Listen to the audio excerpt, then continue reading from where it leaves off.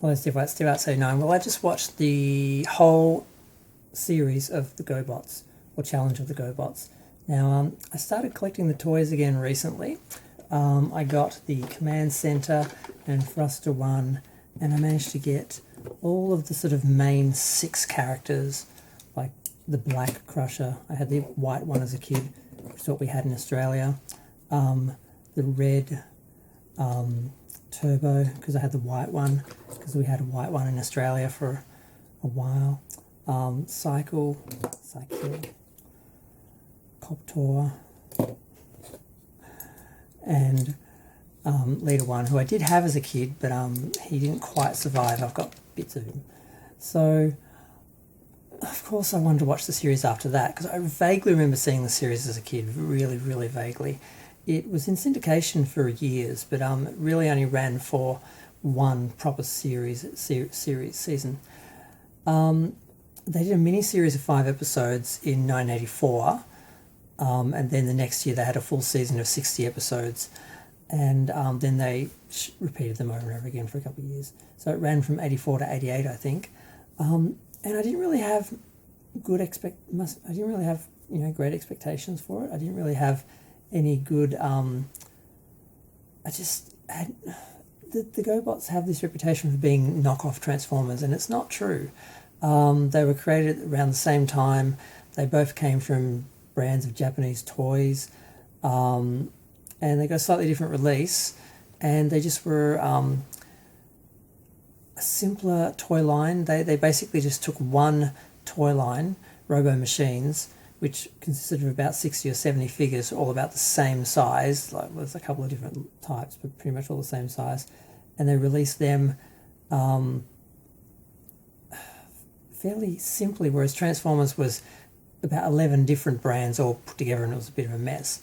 But it was the cartoon show was done by Hanna-Barbera, and my memory of Hanna-Barbera is stuff like Scooby-Doo and Flintstones, which I haven't watched as an adult, and I have good memories of.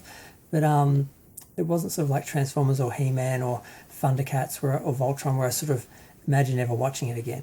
But when I watched the episodes, they actually held up much better than I thought. They are made for a younger audience, but they were still a lot of fun. I was really surprised with how diverse the stories were. And the characters, they had characters of different races. They had one of the main characters was a black girl, and there was a blonde-haired white boy, and one of the commanders was a black guy who was voiced by the legendary Brock Peters, who of course was in To Kill a Mockingbird. They had Renee of I can't say his name, from Deep Space Nine, Odo. They also had Phil Hartman and a few other people doing the voices, and it was a really good quality production. I mean, Hanna-Barbera, I guess, did quality shows. They may have catered more to younger audiences, and they don't get the sort of respect that some of the other animated shows get. But I really enjoyed it, much more than I thought I would. And one of the best parts was just how simple it was. Like when you see the Gobots transform, they transform just like the toys did. They're very simple, and there's something nice about that simplicity and the fact they look just like the toys. And seeing most of the ones I had as a kid on the screen for the first time was kind of fun. And yeah, it was just fun, and just the quality of the DVDs. They look like they were made yesterday. I mean, Transformers and He-Man, pretty good quality.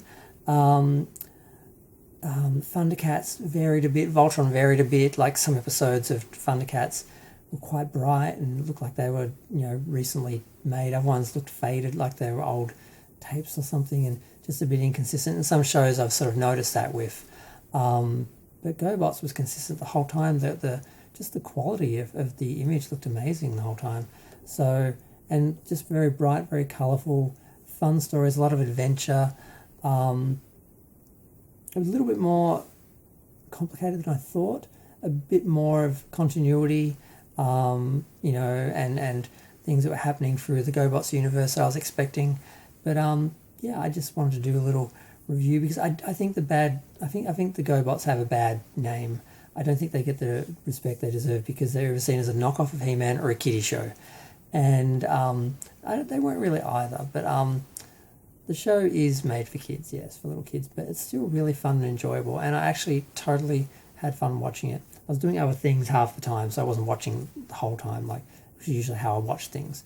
But I enjoyed it just as much as Thundercats or He-Man or anything, and I'm really glad I have the miniseries in season 1 and I think the whole thing is, yes, miniseries and season 1. But I think they did the season 1, the whole one series as 2 volumes, so there's like 3 volumes that I actually bought.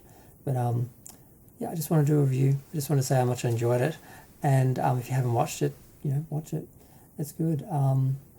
Yeah, feel free to share, like, comment, subscribe. Let me know what you think.